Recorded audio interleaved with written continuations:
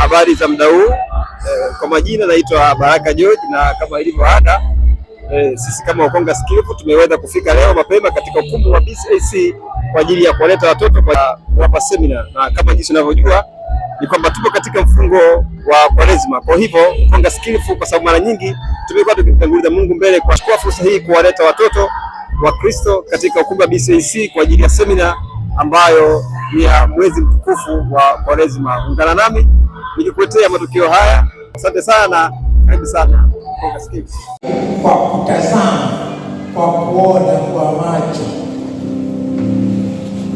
wanaburudishwa, wanafurahishwa, wanaondolewa msongo wa mawazo kwa muda huo, kwa sababu naanza maisha mapya ya raia wa mbinguni. Kama huko unayetaka maombezi hayo ya kuzaliwa mara ya pili kwa raia wa mbinguni, karibu hapo mbele niombe kwa ajili yako. Karibu.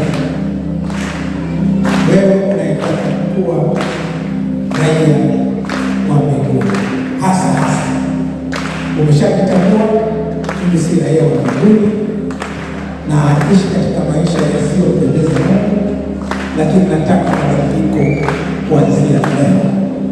Chukua hatua, karibu mbele, tuombe pamoja. Chukua hatua, karibu mbele, tuombe pamoja. Karibu kwa Yesu ili akuzae wewe mara ya pili katika roho yako.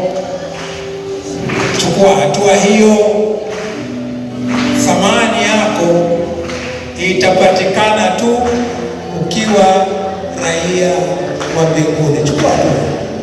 Karibu. Asante sana. Asante sana. Karibu. Katika Methali 1:17. Bwana Yesu asifiwe.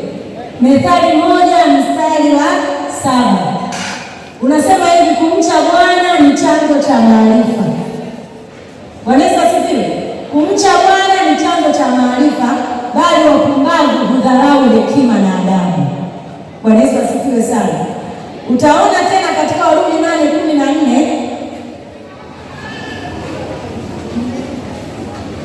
Warumi 8:14.